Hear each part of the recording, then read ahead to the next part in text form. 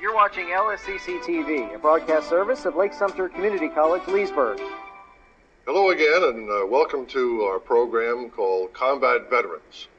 I'm Ron Regan, your host today, and my guest today, or our guest today, is Bill Jones from Tavares, and he has a great story to tell, a really terrific story.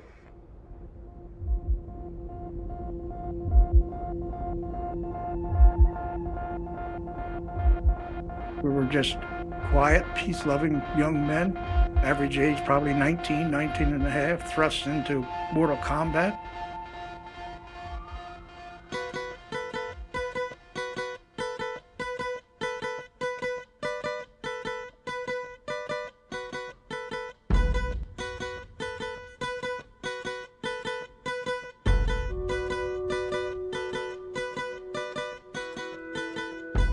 We did have no idea where the heck we was going.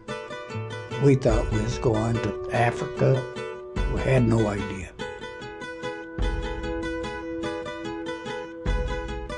And then they come and told us that we was heading to Attu. We was on an invasion force.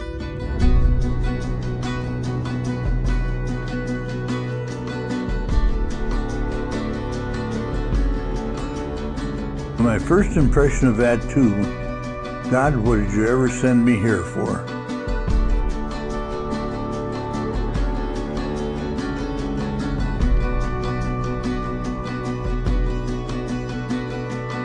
Who knows of Attu Island except a very small percentage of people in this world?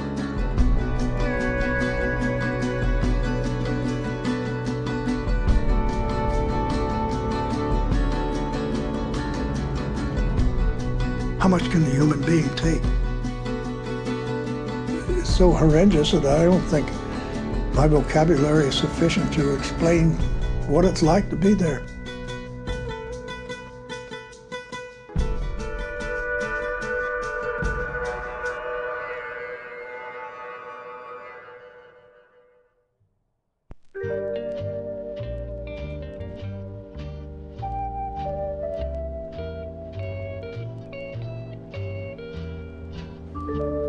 Okay, I think we're ready now. You ready? I'm ready. This is it. Okay, everybody sing with us now, you know that song. Turn around the other way. Put the blue that way. Yeah, switch it around, yeah.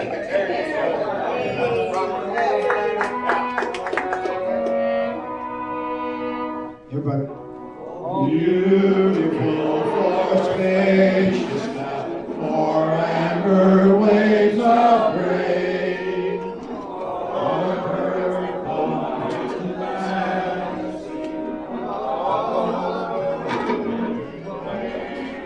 I was nothing but a farm boy from South Jersey, 19 years old when I enlisted. I was laying on the living room floor at my girlfriend's when they announced that the Japanese had bombed Pearl Harbor. The next morning, Monday morning, I went up to the customs house in Philadelphia and tried to enlist, but I didn't have a birth certificate, and I couldn't, they wouldn't accept my word because I looked so young. They thought I was underage. So I had to take my folks back the next morning to enlist, and I did.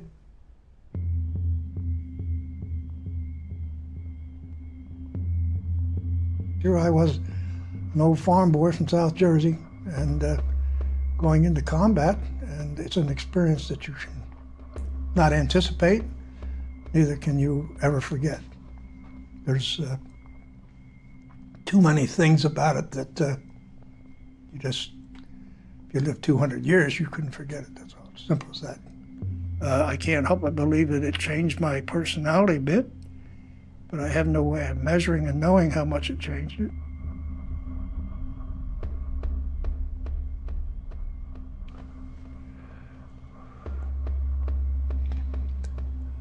They asked, a lot of people asked, do you have any nightmares or what have you? And I had some nightmares for about a year and a half.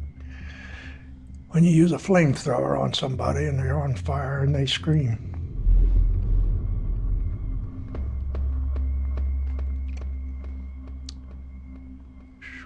it's inhuman, and these things disturb me. I just went on with life. I got married 10 days after I got home, and nobody ever said anything that I acted odd or different or anything of that nature. So I just, I don't know. It didn't affect me at all, to the best of my knowledge.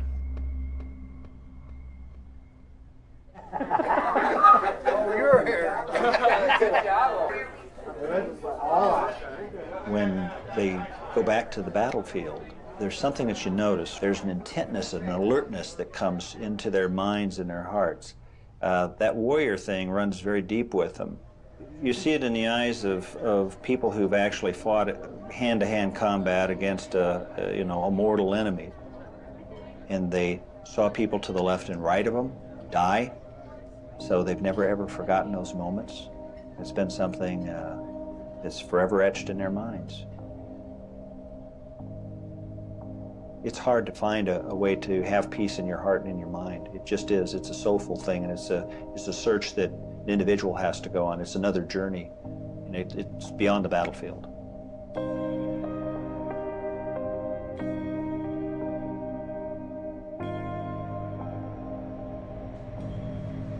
I had to leave at 6:55 Orlando, Florida. Flew to Houston, changed planes, flew to Seattle, changed planes, flew to Anchorage, changed planes. I don't usually go 23 hours without sleeping. It'll be rewarding to go back under the circumstances we're going back now as compared to 60 years ago. I'm very enthused about coming out here, excited, I'd say, for an old 81-year-old man.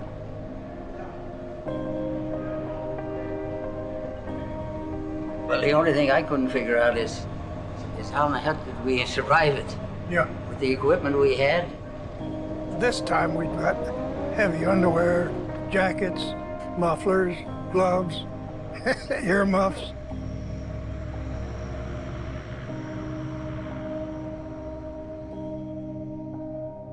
Reason you didn't hear anything, the American government didn't want the American people to know that the Japanese were on American soil. Attu, of course, being American soil. And they had landed there in 1942, and we had to get rid of them. They were on our soil. There's no question about what we had to do about it.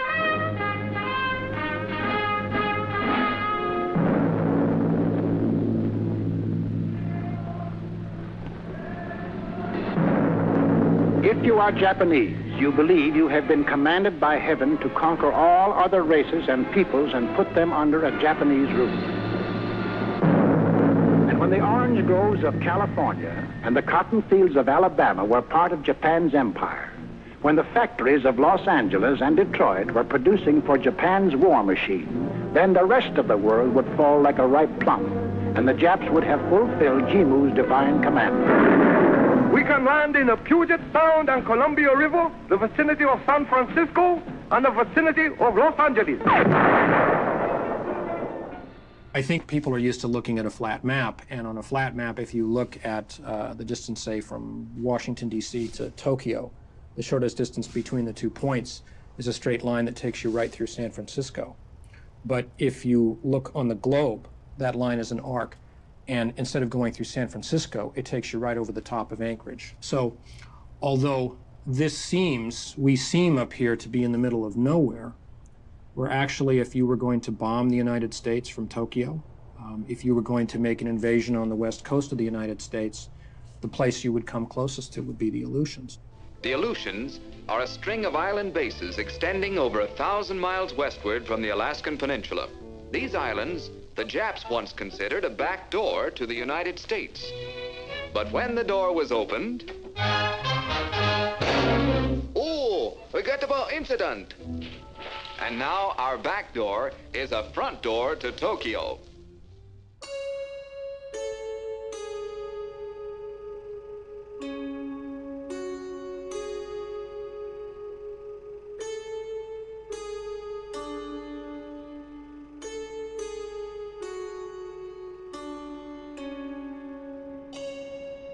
The village of Attu was on the opposite side of the island from Massacre Bay. It was in a very small bay called Chichagof Harbor. The village had maybe a dozen buildings. There were only 44 people there. The church would have been the largest one, and a company store and a warehouse for storing furs. The Japanese arrived on the island on the morning of June 7th.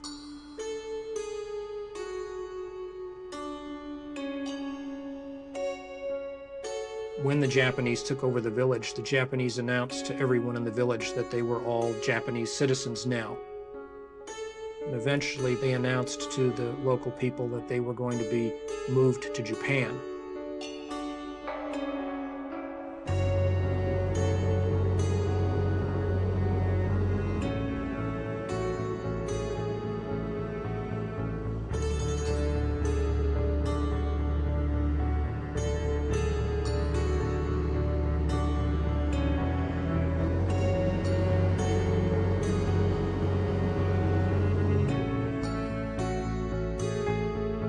They put everybody's name in a sack.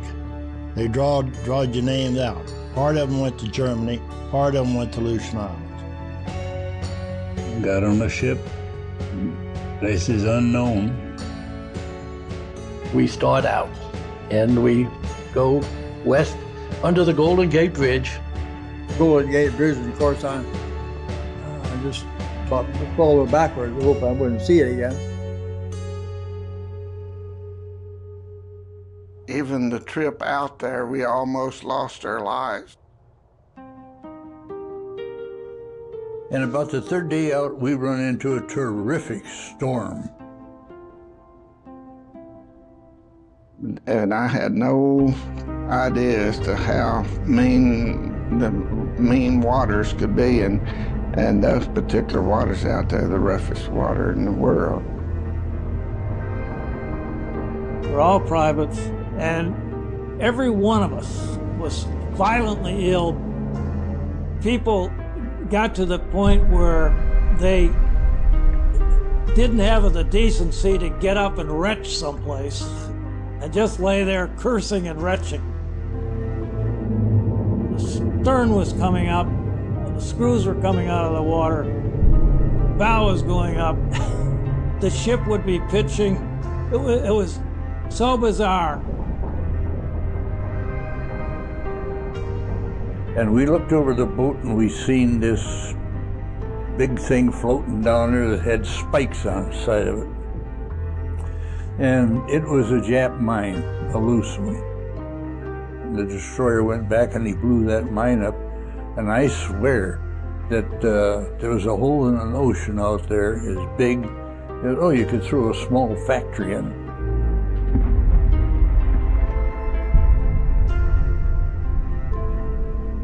2 weeks later, we were still out there in the storm, nowhere.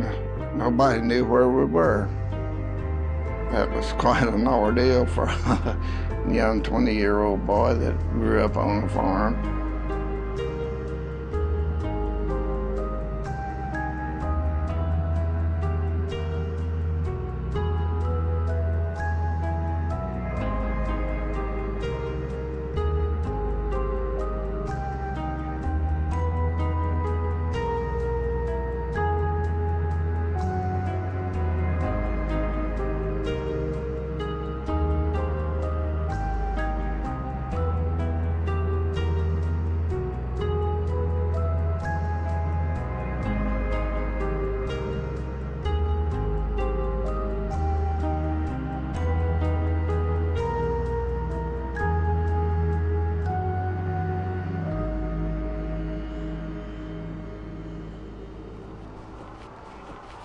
Boys ready to go? Yep. We're ready. You ready? We're ready. Turn them loose. Turn them loose. It's going to be interesting. All right. Yeah. It's going to be interesting. Nobody's shooting at us this time. It don't seem real to be back here after 60 years. This doesn't feel, you've been thinking about it and thinking about it, and your mind's been going. Now we got our feet on the ground. Yeah, you stand in the sun over here. Well, take another one.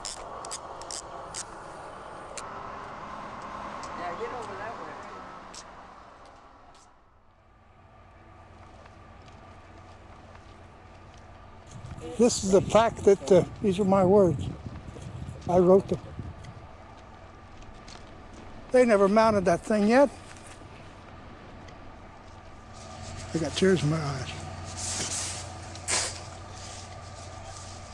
In the year 2000, Al King come up with an idea of our doing something of some nature to honor the men that died there. So he caused a plaque to be made up to be put on this piece of granite we found up there. And I was honored to have been the person asked to write the words that are this plaque inscribed and placed here by those who fought by your side or served in the defense of this island. They're on that plaque during World War II to honor the boys, men, who prematurely gave their lives during the Battle of Attu, and the remembrance of the mothers, fathers, wives, and the children, and the sweethearts whose lives wherever had changed due to their loss.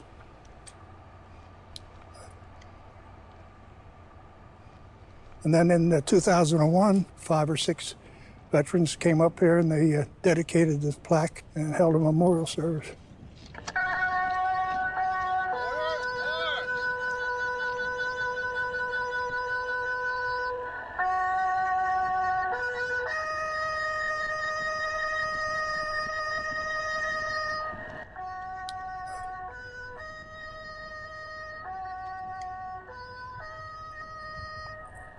Those words came from my heart. Yep. They weren't forgotten. They weren't forgotten.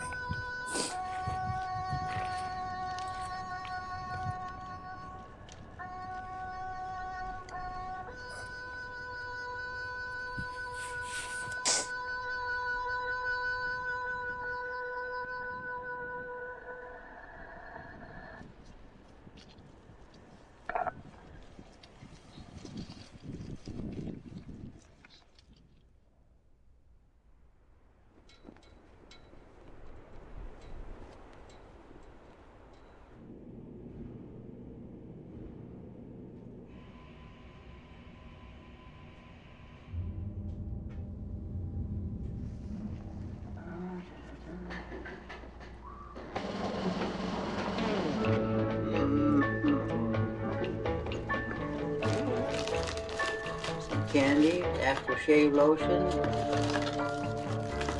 Candy. Space Mars. What's that all about? I don't know. I think that's one of the bags the children had around the house. There are people visiting me and stuff. That is my all-purpose notebook. The name and address of the pilot and co-pilot of our C-130 when we flew out here.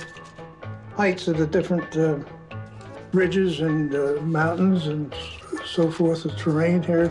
A friend of ours knitted this a long time ago, and I used it for sleeping at night just to give me complete darkness.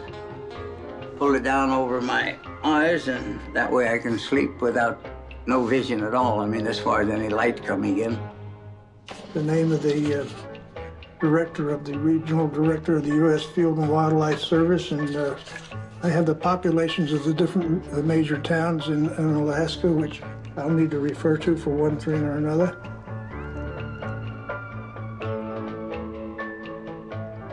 It looks like some sort of a shot of the universe, different not the stars and stuff, but Jupiter, planets, I guess.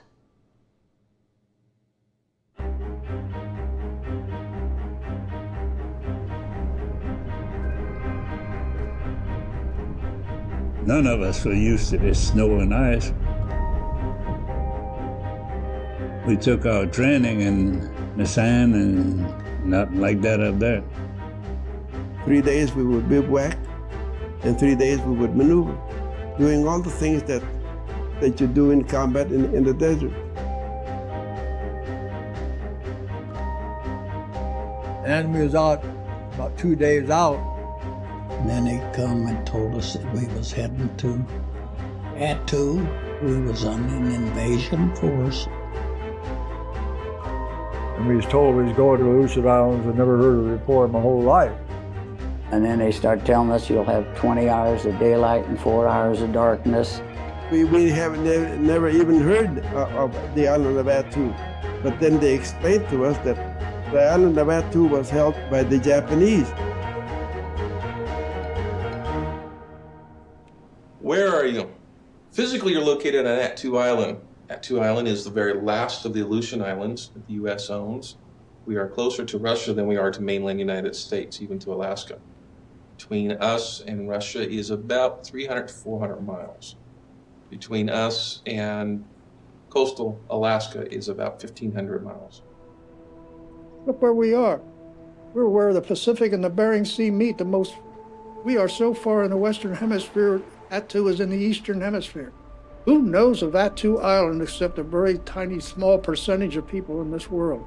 I've mentioned the word, in conversation with people, oh, that's on Attu Island, where's that?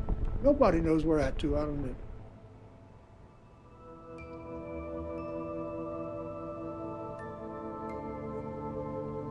Of course, in any military operation, secrecy is important.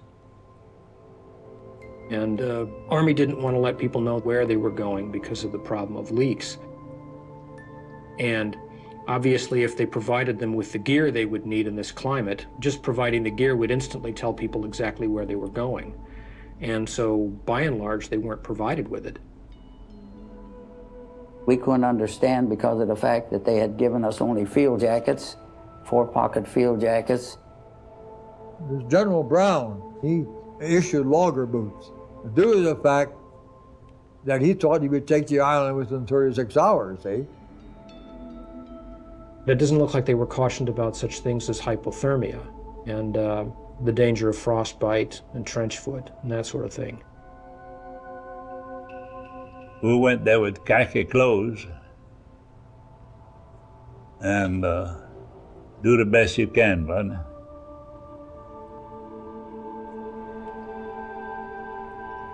There's 20 people out here. We maintain a Loran C signal. It's also an isolated duty station here, so my chances of getting back are very slim. It's a one-year duty assignment without your family, and I'll probably never get a chance to get back out here. This island is a World War II relic. They can't clean up the place because it's a national monument, it's a national battlefield. So everything that's here will stay here. The debris that was left by the war and the occupation of the island when the U.S. forces was here, lots and lots of rusty metal. Fuel tanks, old buildings that have collapsed, you name it, we've got it out here.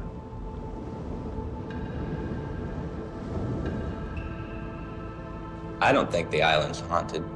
Some people think it is, though, with as many people that died out here. And not just our soldiers and the Japanese soldiers, but the original Aleutians that were out here murdered by some of the Russian fur traders.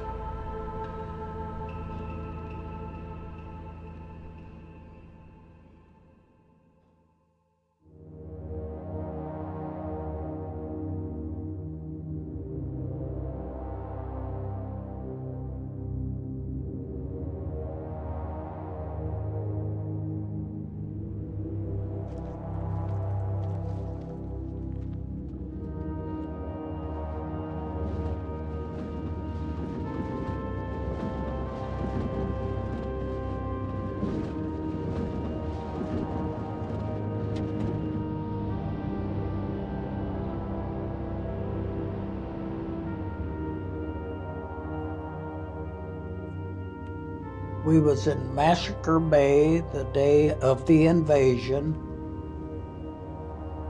They got us up and we had steak and eggs for breakfast. It was like our last supper breakfast. And we got in our boats, I would suppose, around 4 or 5 o'clock in the morning. We went over, climbed down a rope ladder, The water was going up and down. It was going to be pretty difficult to hold on to the nets and hold on to the boats and hold on to your equipment and everything going down the nets. A lot of people fell. I know it got nasty, but that's what they tried to teach us.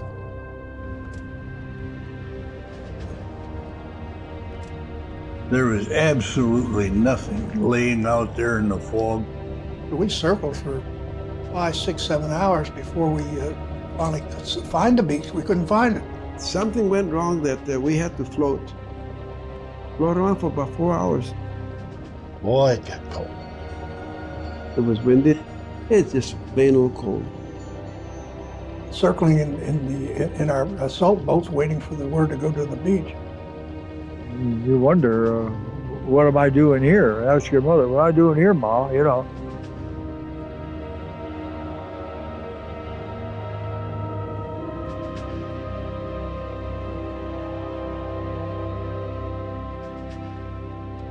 Not that we have a closed union or anything, but unless you've been in battle and been in the front lines and in front of the front lines, you can't really talk to anybody. They can't understand. It's like you're trying to describe a picture to someone.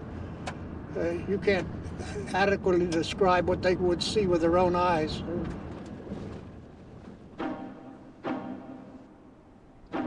Well, this pass is well worn. They must have quite a few visitors come up here to beat the grass. Yep. Read the flag, Jonesy. In memory of all those who sacrificed their lives in the islands and seas of the North Pacific during World War II, and in dedication to world peace. Constructed by the government of Japan in cooperation with the government of the United States of America on 1 July 1987.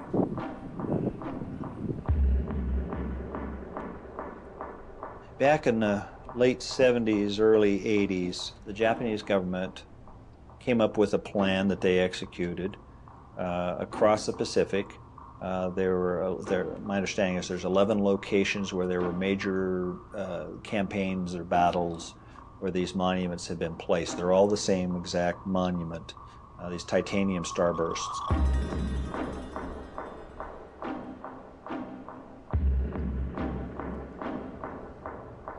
Their goal there was to try to devise or find some sort of a national way to express their regret for what happened in the war. God, this doesn't look like it weighs 2 tons either. 2, 6. Not no $350,000 they said they paid for it. The pictures show it and everything else. But it's in the wrong place. It don't belong on Attu Island. It don't belong on Engineer Hill. This is where they came. And then had the audacity to ask our government.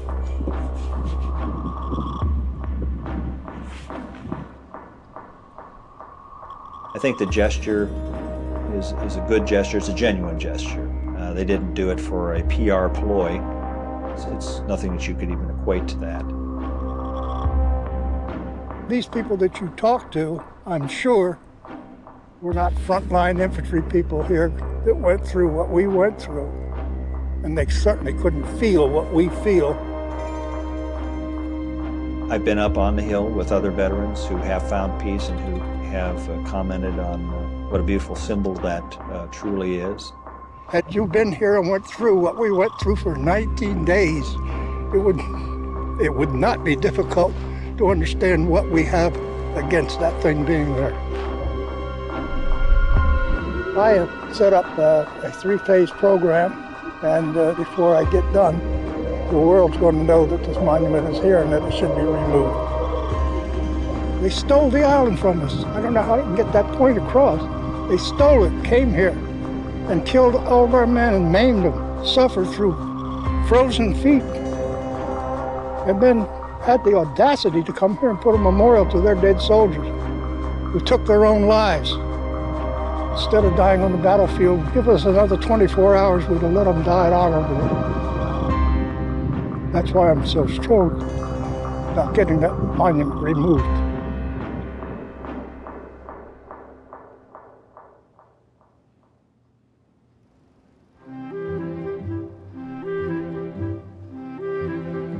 Andy and I kind of got along real good. Andy was nice enough to, he had the lower bunk, and he asked me, he says, you want the upper or the lower? Naturally, I said, I'd like to have a lower, and Andy said, no sweat, and he took the upper bunk, so we were friends right on. I got a rat here, something that the dogs have captured. There's about 8 dead ones here that they haven't eaten yet, and they look very good shape, just look like they froze. We've kept in touch. We call each other 3-4 times a year. When you go through what Andy and I went through together, there's a bond. There's a bond between men that experience what we did together. The sun rises in the east, doesn't it? Yeah, supposedly. Yeah, that's east. This is south. Here's south, right off this direction here. Is that right? Yeah.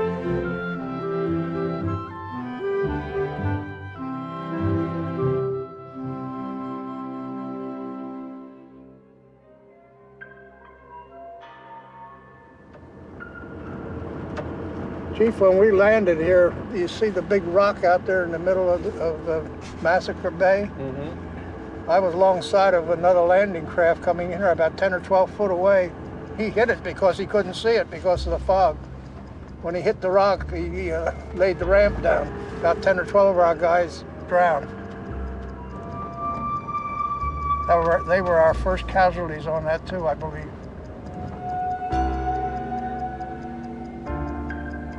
We're on the beach at Massacre Bay. This is the beach we landed on May 11th, 1943, 60 years ago.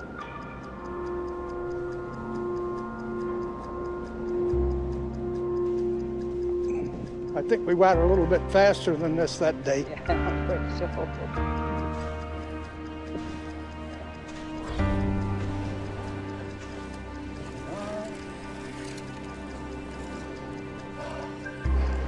I'm glad it wasn't this bright and clear in May the 11th, 1943. Why? Because the Japanese would have been able to see us with their artillery and anti-aircraft guns. And they were known to use anti-aircraft guns against ground troops. They couldn't see us, they could hear us. We never got fired on until late in the afternoon. Everything was just quiet and peaceful until finally somebody hollered that there was a dead Jap up ahead there, and there was a gentleman laying down he had a hole down there at the bottom in the foxhole, and never could figure out. And he had on hip boots and stuff, and we had on our boots, and everything didn't make sense. Here we are. As we go up the hogback and we talk more, I'll tell you more about what took place here, what took place there, as far as I remember. It's amazing to me that at my age I'm still able to take the trip that it takes to get up here and to be able to come down here with the slight health condition that I have and be able to be part of this. It's very nice, very nice. What's your health condition? Well, I have emphysema. Too many cigarettes for too many years. But I did quit 30 years ago. The Lord's been good to me. Come on, Josie, get moving.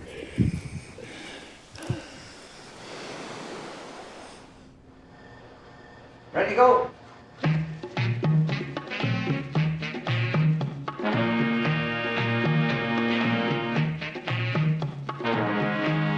As a rule, I work out 6 days a week for about an hour and a half.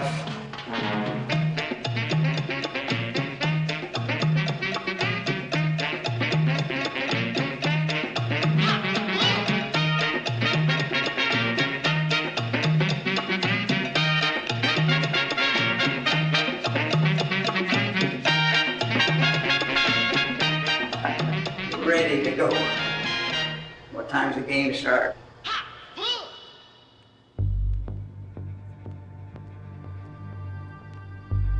The biggest factor in anything out on the Aleutians is always the weather. The weather controls everything. It can go from being partly cloudy to having an absolute horrible snowstorm in about 5 minutes. Our highest clocked wind speed is about 180 miles an hour officially. You'll hear this for every person that you talk to about the Aleutians. They'll talk about the Willow Wall, which is the Aleut name for a hurricane. It has snow, has rain, has fog, sleet, you name it, it's got it. It was really a ridiculous thing as far as we were concerned. We had no training of anything like this. There was absolutely nothing laying out there in the fog, looking at that fog. And the fog up here would drop down to around the 50, 70 foot level, and then it would raise up to the 300 or 400 foot level. And I can only imagine what it must be like when you're trying to wander around in that stuff. You have a mortal enemy that you're seeking out, and he is waiting for you to come his way. They had built their defenses up on the side of these ridges. And when the fog came down, they couldn't see us. And then when the fog raised up, their snipers picked us off one by one. We lost many troops, just single troops at a time. We weren't in an assault mode or what have you. We were just walking around. Snipers were expert at what they were doing. They were 1 or 2 man death machines. It's just the idea that you're under fire, and the main thing you want to do is try to stay as flat as you can and hope that it keeps passing over you, because you can hear the bullets hitting alongside you, just little puff, puff, puff, puff, puff, just like little hail coming down. And they had plotted out the distances across the passes and down the trails and so forth, so they had a good vision of where any of their potential enemy would be, the Americans. The Japanese always had the high ground during the entire Battle of Attu. That's an infantry commander's nightmare to have to fight an enemy that had the high ground 100% of the time. Well, naturally, I was scared. I was more than scared. I didn't know how I felt, except that I certainly didn't like where I'm at, how the heck I ever got here and what was going to be next. I don't think we were scared in the sense of scared, Andy. It's a high rate of anxiety. High rate of anxiety.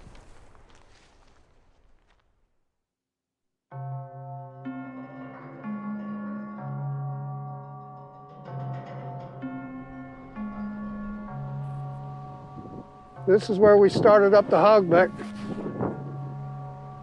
Does this look like the place? Looks like it. I'm not saying this is it. Looks like it. There was absolutely not one God's blessed thing here except tundra and the flowers and bushes. And they were brown because they hadn't recovered from the winter yet. And we decided they was going to dig in right there because we didn't know, and we didn't know how long the fog was going to be here. They would catch us and they'd pick one of us off here and one there. So finally I said, I'm going to stand up, and when I do, you look up in that general area and see where the smoke is. I think I stupidly did this 3 or 4 times.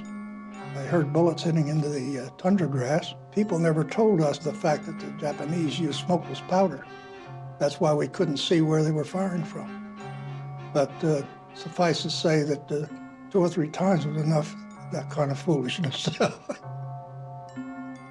I guess it was about 3 days later, while we were in this position, the company commander sent a lieutenant and myself up to find out what was holding us up on the side of one of these terrain features up here. We knew what was holding us up. It was a machine gun, but he sent us up there anyway.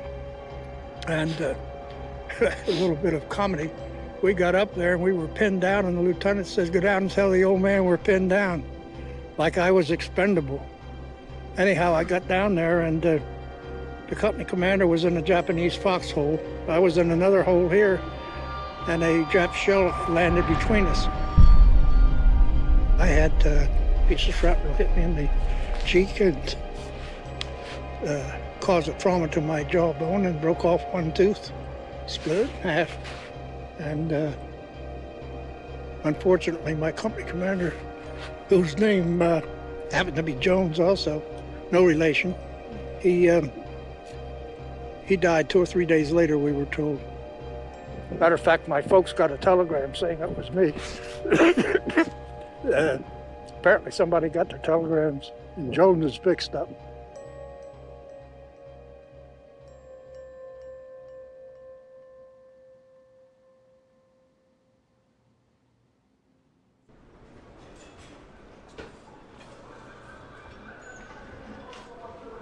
A lot of what they remember, I think, because they haven't talked about it, they haven't vocalized it, it lies buried. And when they come back there, it starts to come out. You know, you remember little details of things, and things start, you know, things that you haven't thought about in 60 years become right at the forefront of your thought. We think that's where Little Falls National Cemetery was, where they buried all of our people.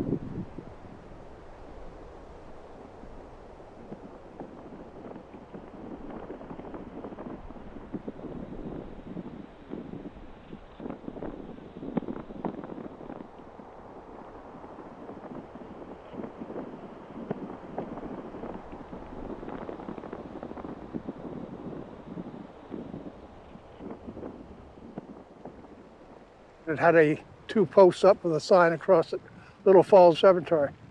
That's gone.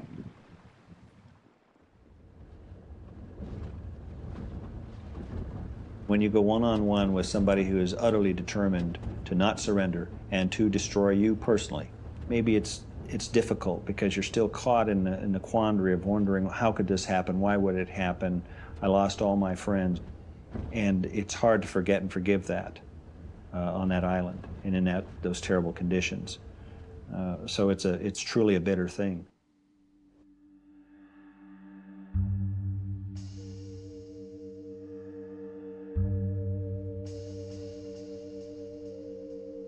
Andy? Wow. This has to be where we were dug in. Man, there was a lot of Japs here. We're right at the top of the hogback. This is about where we held up for 4 or 5 days, right in this area.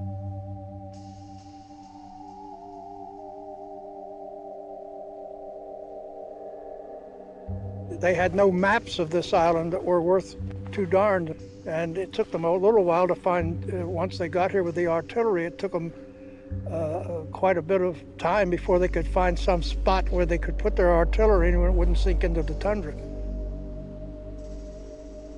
As soon as they fired one round, the legs on the artillery pieces would sink into the mud. They didn't kill any of the enemy ahead of us. Usually that's what your bombardment is for, to reduce the amount of enemy that are in front of you. We were getting fire from the Japanese, who somehow or other had gotten positions around the 300 or 400 foot level up here. I was a private when I landed, and our platoon sergeant gave me the squad, took over the squad. Finally, in about the 6th or 7th day, I was given an order to take out a machine gun that was setting up on this, about 3/4 of the way up there, as I recall. In the absence of replacements, they needed somebody to be the squad leader, and they gave me the job for our squad. And what a privilege. In the infantry, what you do, we move forward towards an objective by fire and movement. I call out the names of a couple of men in my squad, and they pick out a place 8 or 10 yards in front, and they move up real fast, and while they're moving, the rest of the men are firing to hold the enemy down. Then I call out a couple more and so forth. Thank God you were young and you can absorb shock. The first order I gave to the first man to move forward got hit about 10 yards in front of me. And this gentleman got hit, and I hollered and told him to take his sulfa tablets. And I kept doing my thing, calling my men to move up, and then I noticed he hadn't taken his water to swallow his pills, and I hollered and told him to get his canteen and drink some water. I'm calling my men, keeping on the move, and I says, take some water and wash it down. He said, I can't reach my canteen. Come to find out earlier this year, that's 1943, they had passed, the federal government had passed a law that anybody that was 38 years old could put in for discharge. And it just so happens that this gentleman had put in for a discharge back in the States. And it had come through. So finally I crawled up to him, having moved up with my squad, and I handed him my canteen, and as I did, he dropped it. A young soldier,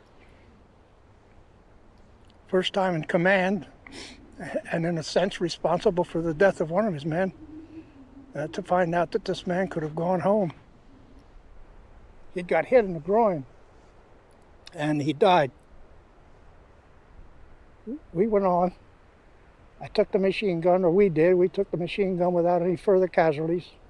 I found out later that this gentleman had 7 children. That caused a little problem for a while. I told him I can't send him back. He got killed. Initially, right then, that doesn't affect you at all because you're right in the midst of a mission. When you're infantry, that's your job. That's your job.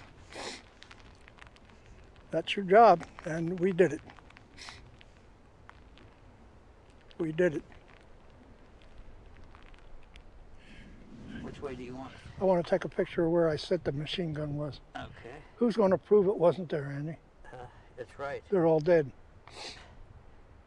Okay, Jones. Go ahead, let her go. Okay.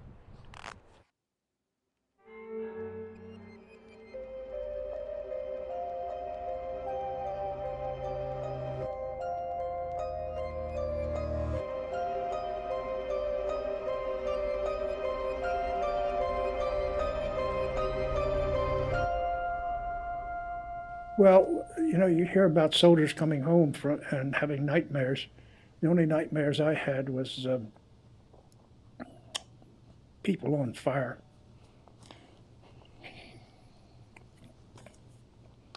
Well, our country's youth is to be used to conduct their battles for them.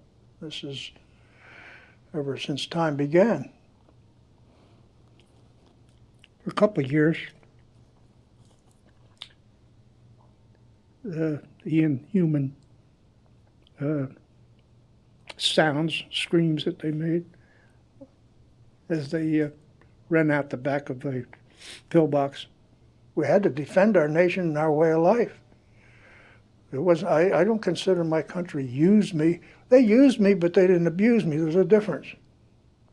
The screams and the screeches and so forth. It was just, I can hear them, but I can't describe them.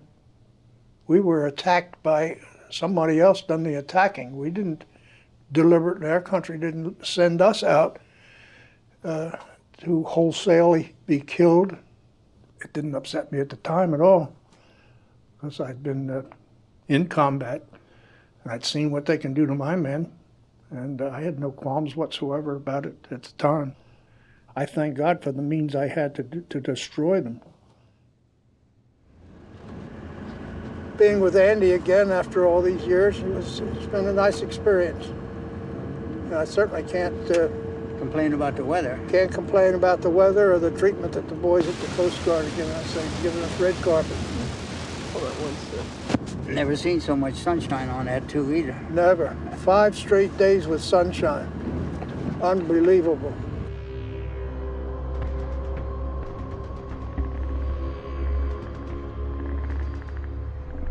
It's hard to understand if you're not out there and you're not engaged in the fighting to understand how fighting could take so long in such a short, small area. You have people fighting up 50 and 60 degree slopes. They're covered with snow.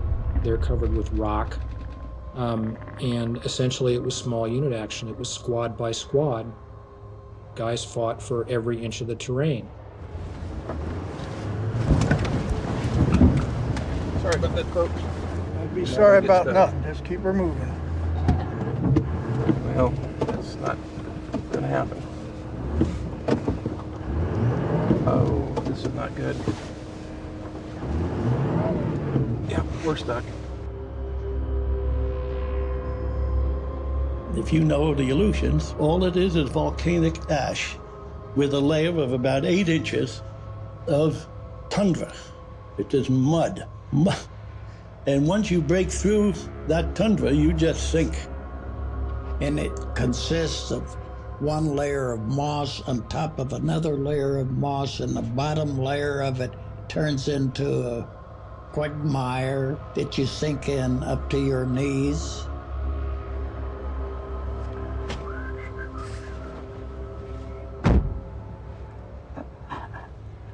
Keep pushing, pushing, pushing. Walk if they want to walk. Don't drive a vehicle.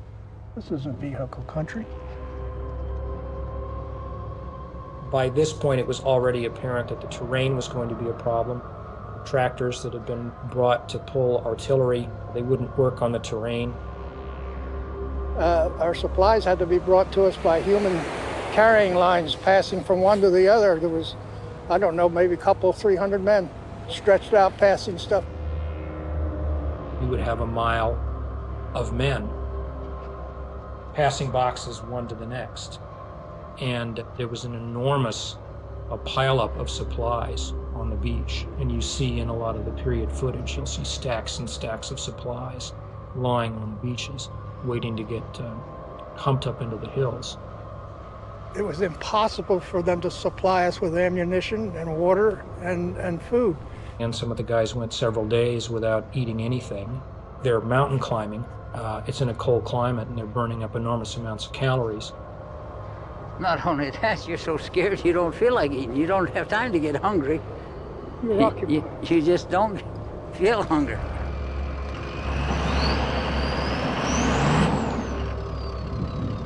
Go forward, Chief.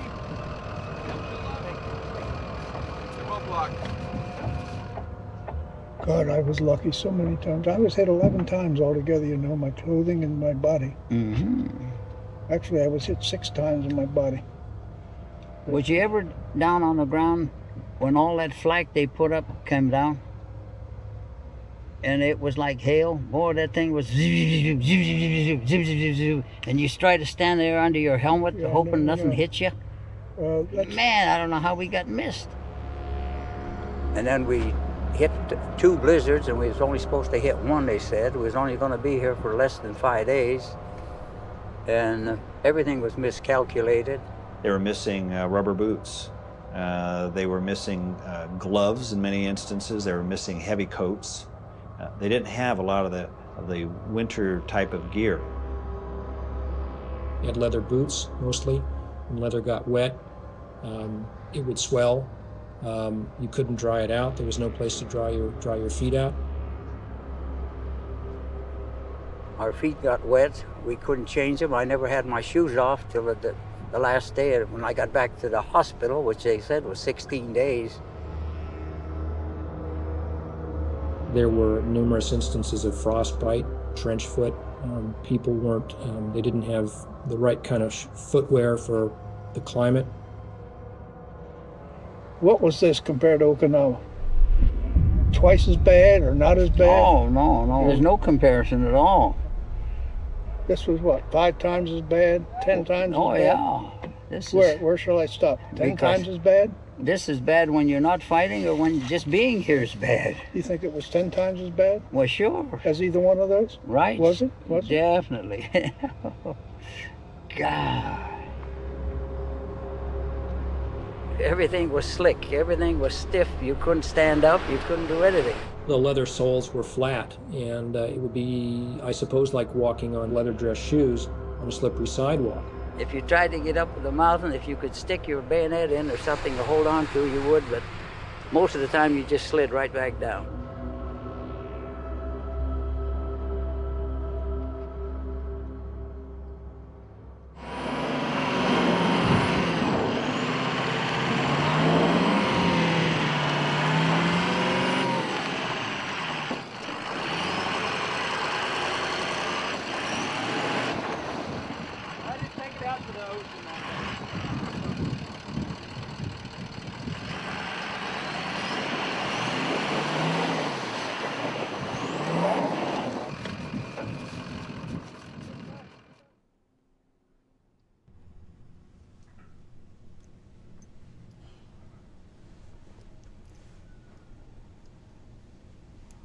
I admire Andy because of his discipline, his looking out for his personal health and exercising every day. Sunday too, Andy?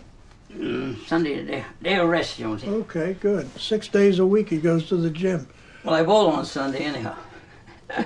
I call up there and his wife answers, Bad Bill, he's at the gym, he just left. And that's when I say I hate him. Not really, Andy. It's good that you...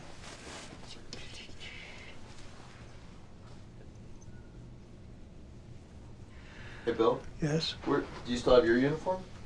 No, I don't. No, I seen what was happening to me, and I decided that might as well get rid of it, so I did.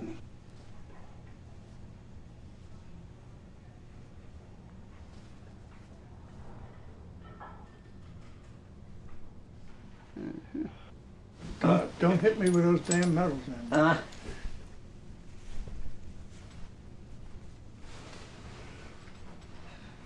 Still fits in it. The Purple Heart, the Bronze Star, same thing Bill would have identical, except he was wounded more times. These are for all the 4 different theaters of the Pacific that we had battles in because of the fact that we were in 4 different campaigns: Attu, Kwajalein, Leyte, and Okinawa. I'm with my second family now, and they're not that particularly interested in my past experiences or what have you, so just for posterity, wherever, I decided to turn my stuff over to my youngest sister in case someday they may be interested in what the old man did.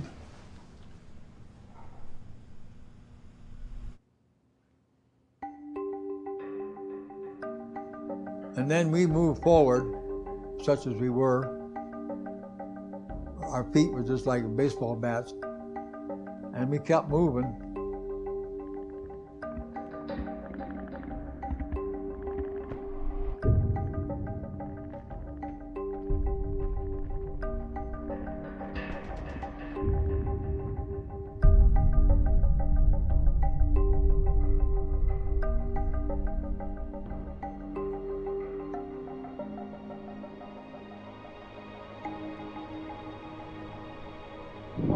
When we came through here on the attack, we went around these ridges where there's a high ridge. It's called Buffalo Ridge.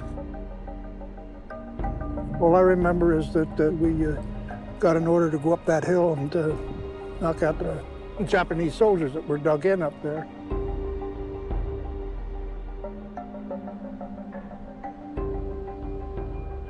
When we got there and we started going up, it was about 10:30 at night. It was Buffalo Ridge was totally covered with snow, except there was some rocks in various places that hadn't been covered with snow. They were sticking up.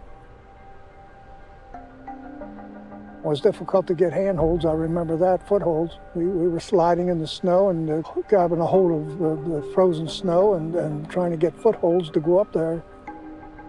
And about 2/3 of the way up, half of the way, or 2/3 as I recall, they started opening up on us with mortars and machine guns.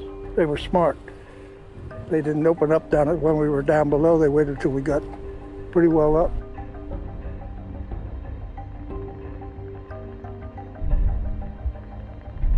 We lost contact and any gripping power, and we started to slide back down. And I guess that's when I got hit. When they first opened up, I got hit in the leg. I could see things blowing, exploding, and some of it was flying over. And it looked to me like I seen somebody that was walking, and the next thing I know, he was gone. And I think that's what, it must have been a mortar that hit him. The angle of my bullet tells me, a bullet hole in my leg tells me that I was running or trying to run at the time. So you saw Bill get hit? I see them get hit and he gets spun around. Threw my rifle in the air. Yeah. Like I wasn't going to need it anyway. Well, no, he just went around and that was it. The main thing, I was trying to get to a place where there was no snow and where I could get behind it. And once I got there, I just laid there till it got dark. And they had dug a slit trench and put me in that slit trench, covered me up with a blanket. And I welcomed that because I got some good sleep that night.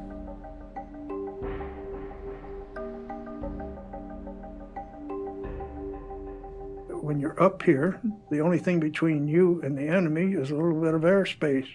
Everybody in front of you is enemy. You kill it. If you don't kill it, it kills you. I had no contact with the Japanese since I was in contact with them in World War II, and I haven't tried to reevaluate what they are. I had no dealings with them. You know, common sense tells you in your mind, if I don't kill this son of a bitch, he's going to kill me. It's as simple as that. You don't even think about it, you just do it. I disliked very much, I went to Hawaii in 1975. When I got there in 1975, I saw busload after busload of Japanese. I had no desire to try to think whether he's got a family or that's his problem. My problem is eliminate him. It was just not a thing that I like to see that many Japanese coming to American soil again. And I think that's the way I should be. You have to think. You have to have some reason for wanting to, I guess, subconsciously do.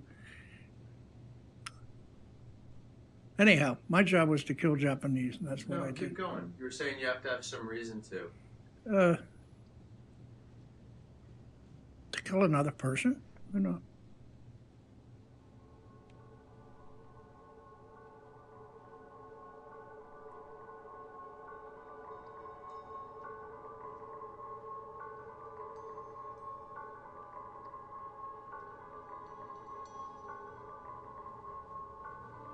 My father came to America to study, and he was here in California from when he was 16. And he went to college and he went to medical school. Then he met my mother here. They were married here in the United States. And then my father heard that both his parents died within a month of each other. And he was concerned about his younger sisters and brothers and felt that he should go home. Unfortunately, the war broke out. And so my father was conscripted into the Japanese army. Of course, I read articles about that doctor and what he did. And I might mention the Japs would holler back up and say that the Babe Ruth was an SB, and one Jap said, you know, he said, I went to Japan to see my parents. I came from the University of Oregon. And I went to Japan to see my parents, and he said, here I am, right, and here I am. I said, fighting you guys, and talking just like I did. He kept a diary, which became a very important document, because as they were losing the war, all the official papers were burned and destroyed by the commanding officers. So what my father kept became very important. May 28, our artillery has been completely destroyed. The company at the bottom of Attu has been completely annihilated. I wonder if Commander Yanagawa and some of the men are still living. Heard they gave 400 shots of morphine to severely wounded and killed them. Ate half-fried thistle. It is a delicacy. At a certain point, the Americans have pushed him about as far as they can push him on the ground.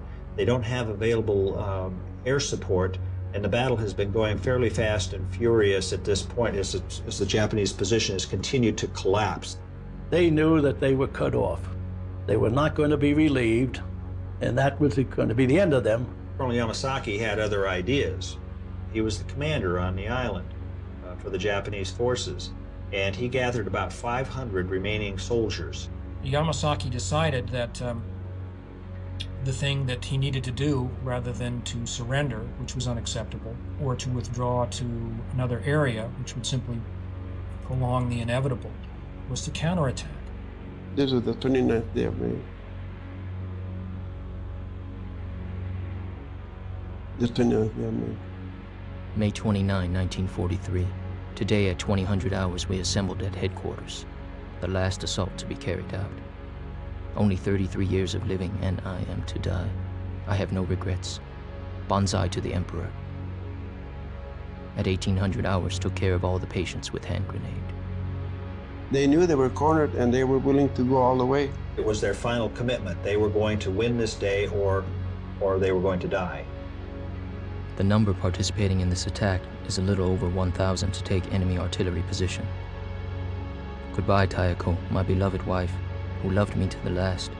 Until we meet again, grant you Godspeed. Misako, who just became 4 years old, grow up unhindered. I feel sorry for you, Takiko, born February of this year and gone without seeing your father. Well then, be good. Goodbye.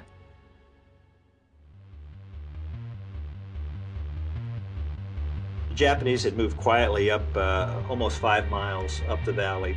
Now there were American positions that they encountered along their way up that valley. My outfit was on a little ledge facing Lake Nichols. All of a sudden we heard a bunch of screaming and hollering, and they counterattacked. They were hollering, "We die, you die, we die, you die." They just were screaming and hollering. They had this effect. It was an effect, I guess, to try to scare it. The old saying you hear, don't stand on in, the hell it don't. But all you hear is you scare the pants off you. But we die, you die, we die, you die, and it was continuous. And this is where they came on their banzai attack. There was over 1,000 of them. Wow, that's impossible. Their theory was, we understand, was to break through and get down to the shore, to Massacre Bay shore where our ships were. I don't know what they would have done then. Then they came on over here. They came on over here, and they were heading for Massacre Bay. They thought the boats were going to pick them up there. And they all had grenades strapped to their chests. They know the game is up, and this is their way of reacting to it. What happens is there was an American field hospital of sorts that was right there at the bottom of Engineer Hill. The hospital clearing station tents were somewhere in this area. That's where the gruesome things about stabbing the fellas, they couldn't get out of their bunks and so on. They were mostly bayoneting everyone as they went through this little field hospital. A couple of the Americans survived by pretending they were dead. I was in the center of 3 tents. They killed everybody in the tent over to the left and over to the right. And captain in our tent told us to all keep quiet and let on we were asleep in case somebody came in the tent. One man got hit in the head, but that was by accident. He was in the tent, they didn't see him, it's just a bullet went through there. So the captain pulled him across the opening of the tent, thinking that if the Japs opened the tent flap up, then looked in, they'd see this man laying there and think that everybody was dead in the tent and not bother coming in. One Jap did come in, he stepped over this fellow, and just as he started to look around the tent, somebody hollered outside, and he went right back out again. So those of us in this tent were saved, whereas they bayoneted and shot all the rest of them in the other 2 tents.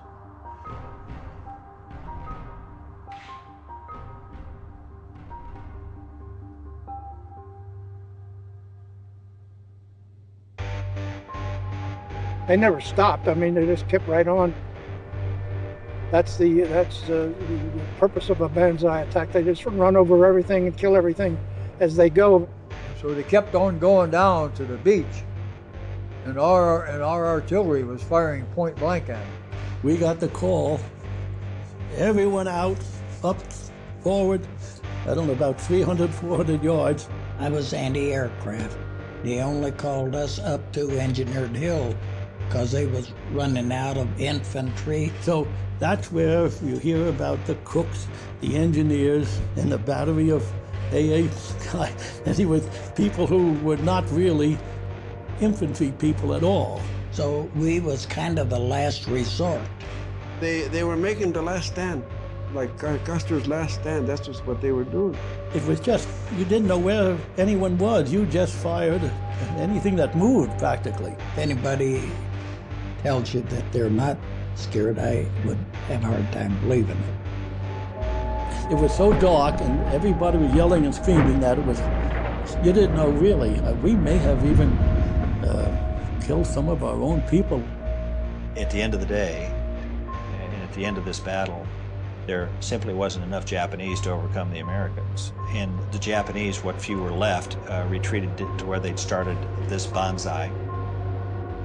So they came back through the tents again, and then they set fire to one of the tents, cremating the soldiers they had just bayoneted and killed. And as the Japanese units kind of became separated from one another, you had a number of instances of mass suicide.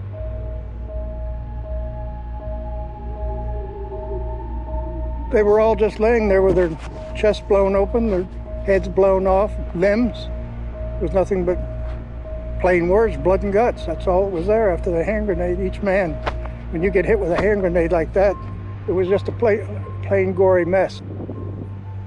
And that was the end of the battle. Lasted 19 days. It's a hallowed piece of ground we're standing on. A hallowed piece of ground. Our blood, our American boys' blood, the 658 of them that died in this battle, a lot of it's shed right on this Engineer Hill. And I say the Japanese had the audacity to come to our government and ask to let this be put here.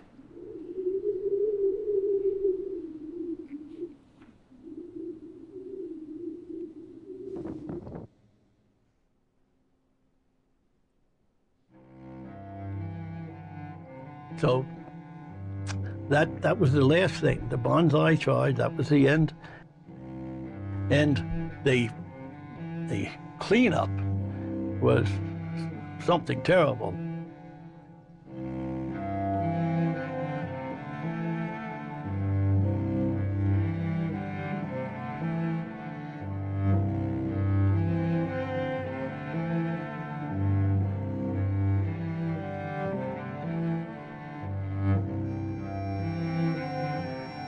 And they just scooped up the Japs as much as they could and dumped them in the graves and then covered them all up.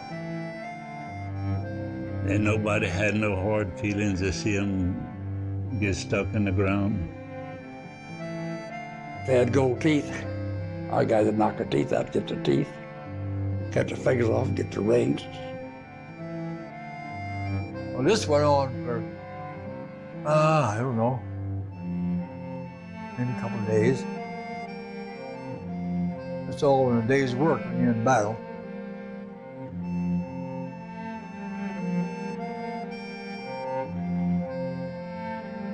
There was probably a half a dozen of them that was waving a white flag, trying to surrender. And one officer hollered out, "Don't shoot," and somebody with a submachine gun or a machine gun mowed him down, and then he turned to the officer. He said, "What did you say, sir?" It is 6 years later, and you forget some of the things that were rather harsh at the time. But it's wonderful to be young and be able to absorb the things that a young soldier absorbs in combat and walk on. Guy was bringing his prisoner in. He said, "Look what I got here." Guy driving a bulldozer picked up a machine gun and shot him half in two. He said, "To hell with him." It came down through command that the used guy has got to take a prisoner. Now, I don't know how many Japanese were captured to this day, but it wasn't too many. Well, I guess that was the reason we was there, to destroy them, or to be destroyed.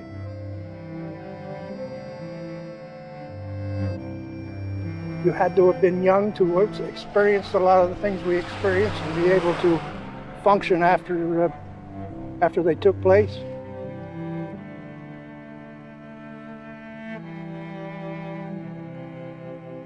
The Americans are mean when they're fighting.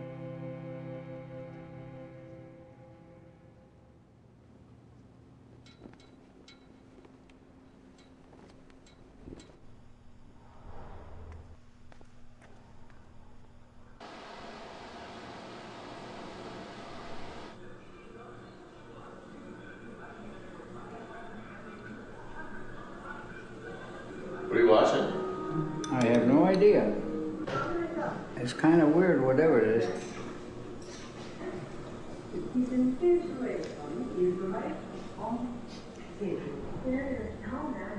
Some strange things happening in it.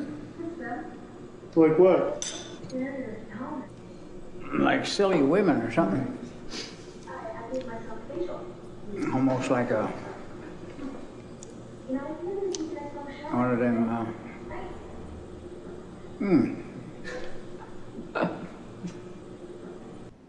That's his thing, is television, and books are mine. I have no use for watching commercials all the time anymore, what's on television particularly. I like movies, you know, some good movies or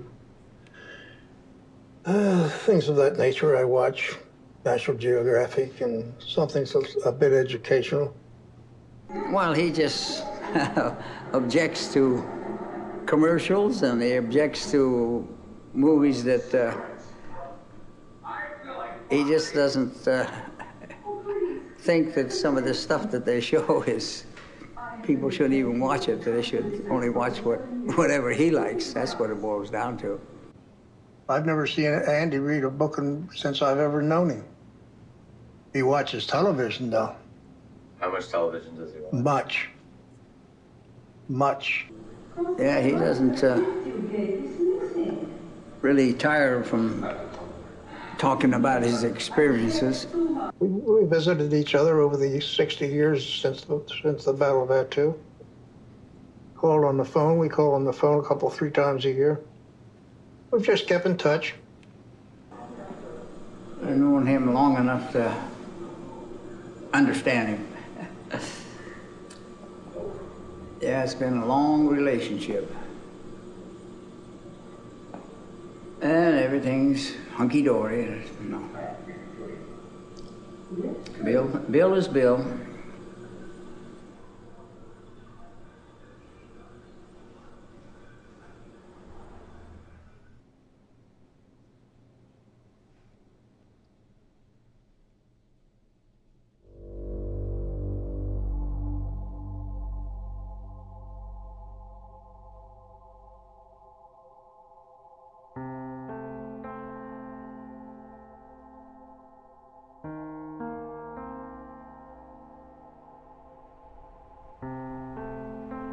Andy came back from his frozen foot episode in the hospital. There wasn't one man left in our platoon of 48 to 52 men.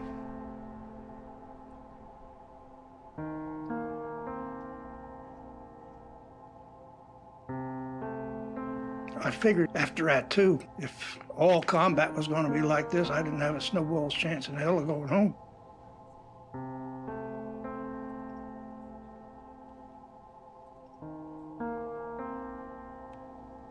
You have things that you, with a lack of a better word, that you want to release.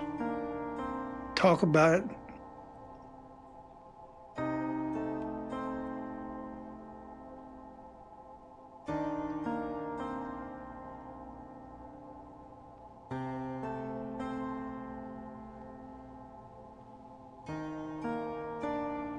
A lot of the things that I'd done were so out of the ordinary that certainly no civilian who hadn't even been in the military couldn't understand where we were coming from, and I just refused to talk about it. I had no reason, just shut up about it, that's all. On the boat, to be discharged was like 90 days before the war was over. I got up on the bow of the ship, and early one morning, and for no reason whatsoever, I started to cry. You have no thoughts about him or his family or anything else. You have a threat here that's got to be eliminated. Although I didn't recognize anything at all prior to that, I just wondered, how can you stand and cry for an hour? Must have just sunk in. One-track mind. So when you're frontline infantry, you got a one-track mind. That's it. That's what you're there for. I think combat has quite an effect on you mentally. I have no regrets over any amount that I killed, and I was there to do a job, and I've done the job to the best of my ability. That's all I can.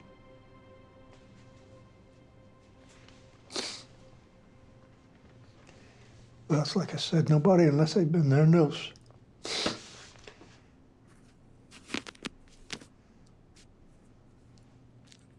Here we go.